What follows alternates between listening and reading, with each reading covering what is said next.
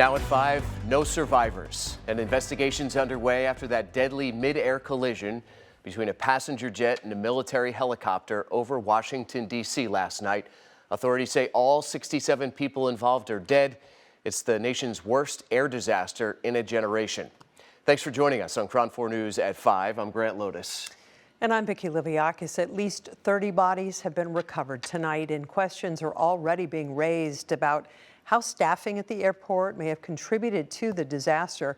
We've got team coverage for you tonight. KRON 4's Dan Kerman standing by at SFO with more from experts about what could be next in the investigation. But first, let's go live to D.C. where Andy Fox is standing by. Andy, what a sad evening. Grant and Vicki, it really is. It is so sad, and at the end of this report, you're going to see, tears because of a life lost. Now, what the bottom line is here is that this has been a day where two sides have taken a side. Donald Trump on one side wants answers now. The NTSB that says we'll get to you in about 30 days. Crash. This is alert 3. Crash. This is alert 3. A day of mourning following this horrific crash between an Army helicopter and an American Airlines jetliner. We'll find out how this disaster occurred and we'll ensure that nothing like this ever happens again. 64 killed on the plane, 3 on the chopper. It was President Trump who first raised the questions how the crash could have happened and who may be at fault. The people in the helicopter should have seen where they were going. I can't imagine people with 20/20 vision not seeing, what's happening up there. Again, they shouldn't have been at the same height. At their own news conference, the NTSB said they will hold comment until a preliminary report in about 30 days. It's not that we don't have information. We do have information. We have data. We have substantial amounts of information. We need to verify information. Today, our Nexstar affiliate, WPRI, in Rhode Island, caught up with a family of one of the crash victims, brokenhearted. We created our family through adoption, so our 2 sons are adopted from South Korea. Spencer, who was on the flight, who was our oldest son, kind of just felt like a nightmare and was hoping I would wake up and it would be that. That's happening all over the country. Now, Tim Kaine, the U.S. Senator from Virginia, had concerns about what might happen here because of the very small airspace. He was afraid that something like this would happen, and last night it did. Grant and Vicki, I'm Andy Fox, right out here at Reagan National. Back to you. Oh, right, Andy. Yes, God, you feel for that poor father and all the rest of the families. Thank you so much. We continue our team coverage of this tragedy with KRON 4's Dan Kerman. He's live tonight at SFO. And Dan, you spoke with aviation experts today about what may be next in this investigation. So many people want answers. Good evening. That's right. Good evening, Grant, and good evening, Vicki. At this point, they're going to be looking at voice recorders as well as the electronic data recorders once they are all recovered. But at this point, aviation experts are telling us that they believe the focus will turn to that military helicopter. Human error or mechanical error, or a combination of both? Those are some of the questions the National Transportation Safety Board will look into to determine the cause of Wednesday night's crash involving a CRJ twin-engine passenger jet and a Black Hawk military helicopter over the Potomac River. I want to know what was going on in the tower, what did they know, when did they know it, and what did they say? Douglas Rice is a retired commercial airline pilot and regional vice president of the California Pilots Association. He says the collision occurred 350 to 400 feet above sea level, which raises questions because this military helicopter should be flying well below that altitude. There are highways in the sky for the helicopters. They operate along those highways, and they have specific rules that they're supposed to operate by. And in this case, they're supposed to be at or below 200 feet while operating on that highway as they operate over the Potomac. This aircraft was not operating at those altitudes.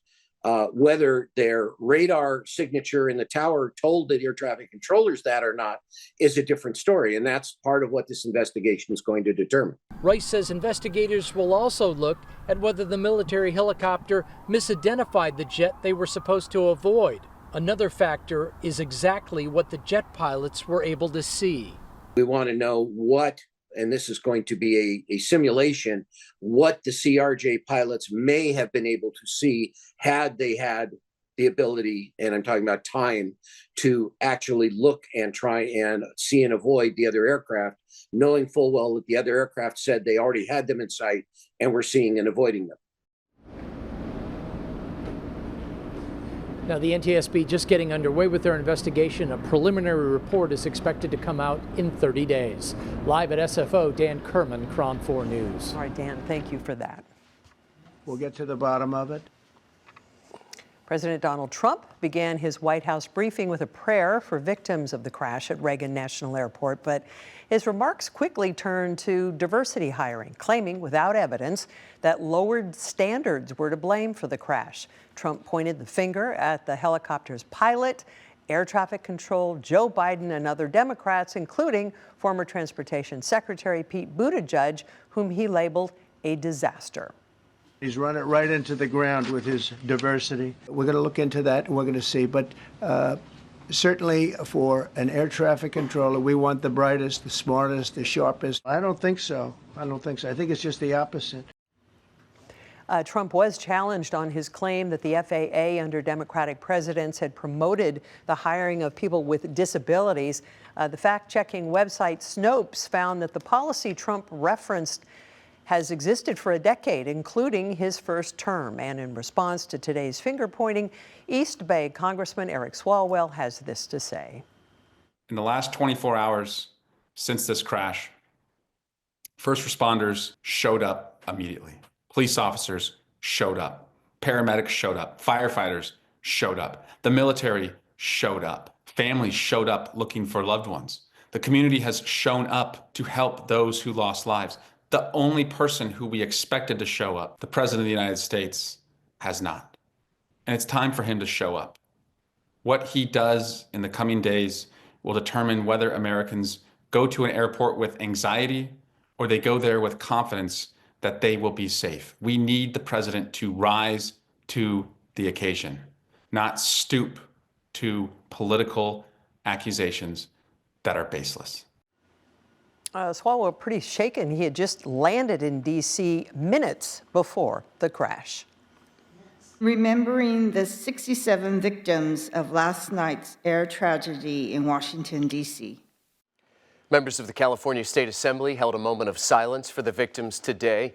Governor Newsom released a statement wishing giving his condolences to lost loved ones and thanking first responders and crews for doing everything they can to help. Here in the Bay Area, flights to Reagan Airport resumed by mid-morning. Everyone we talked to today said they were more worried about the families of the victims rather than their own travel plans. My biggest thing was to really grieve for the families and the people on those planes. When I heard that, I was just in complete shock. I said, this has not happened. How could something like that happen like that? And, you know, it's just devastating to see all those lives lost. Truly. And despite the alarming images they'd seen, nobody said they were scared to fly today.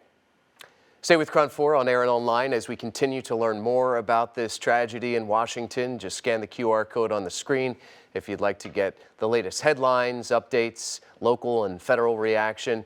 It's all at KRON4.com.